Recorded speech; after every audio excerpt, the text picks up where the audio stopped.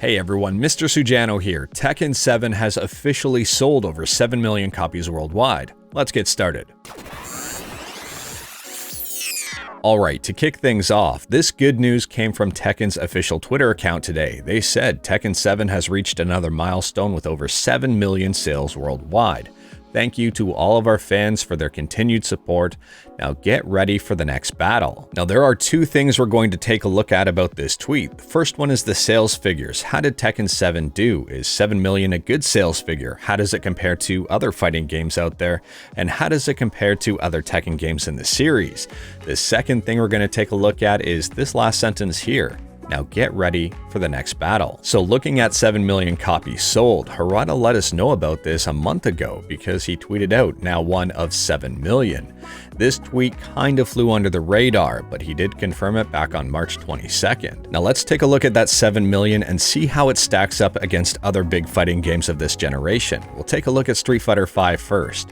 So I'm on Capcom's website. Street Fighter V is showing as Capcom's 8th best-selling game of all time, and it has sold 5.2 million units as of December 31st, 2020. So looking at these numbers, I think it's safe to say that Tekken has beaten Street Fighter this generation.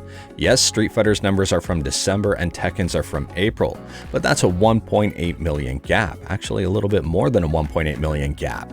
So overall here, I don't think Street Fighter would have sold 1.8 million copies of the game between December and April. I could be wrong here, but based on what we know so far, it seems unlikely. Now moving on to Dragon Ball FighterZ, as of the December timeframe, we really don't have an exact date to be honest with you here, and we don't have updated sales figures for this year, but as of the December timeframe, they had at least 6 million copies sold, so this would put them neck and neck with Tekken. Around the same time, Tekken was reporting very similar numbers. I'd really like to see where Dragon Ball FighterZ is now, but unfortunately we don't have that updated information, so all we can say is they're probably pretty close. Moving on to Mortal Kombat 11, and we're kind of in the same boat as Dragon Ball FighterZ. We don't have updated sales figures, but as of October of last year, MK11 had sold 8 million copies. This puts it well ahead of Tekken 7. Now, just a small bit of information for those who are unaware. Ed Boon is the co-creator of the Mortal Kombat franchise,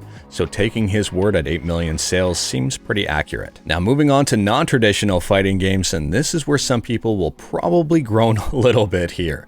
So we're taking a look at Smash Brothers. This is Nintendo's official website. The latest sales figures we have here are 22.85 million copies sold. This number completely dwarfs every other fighting game out there. And at the time of reporting, this number dwarfs Tekken, Mortal Kombat, and Street Fighter combined. Needless to say, Smash Bros. Ultimate is an extremely popular game for both adults and children alike. MK11, yeah, maybe not so much. For those curious, Smash Bros. Ultimate has an age rating of 10+. Tekken 7 and Street Fighter V have an age rating of 12+. And Mortal Kombat 11, well, that's got an age rating of 17+. Now, based on that information, I don't have the data or analytics to determine whether or not age actually made a difference in overall sales. I mean, you can argue that, yeah, it kind of did. It was available to more people. But at the same time here, Mortal Kombat 11 was restricted to 17+ and sold better than Tekken. Now let's look at the bigger picture here and compare Tekken 7 with all fighting games of all time. Right now, it's sitting in 11th place with 7 million sales, just behind Smash Bros. Melee. And I'm pretty sure it's going to easily beat Melee, considering it just has to sell 90,000 more copies, and it's already may have done that by the time of this video. So aside from that, I don't know if it's going to beat MK11 here, but it is the third best-selling Tekken game of all time. Tekken 5 with 8.2 and Tekken 3 with 8.3 million are sitting ahead of it. And Tekken 7 actually stands a very real chance of beating both of those games as well. Overall, I think you could say Tekken 7 has been extremely successful.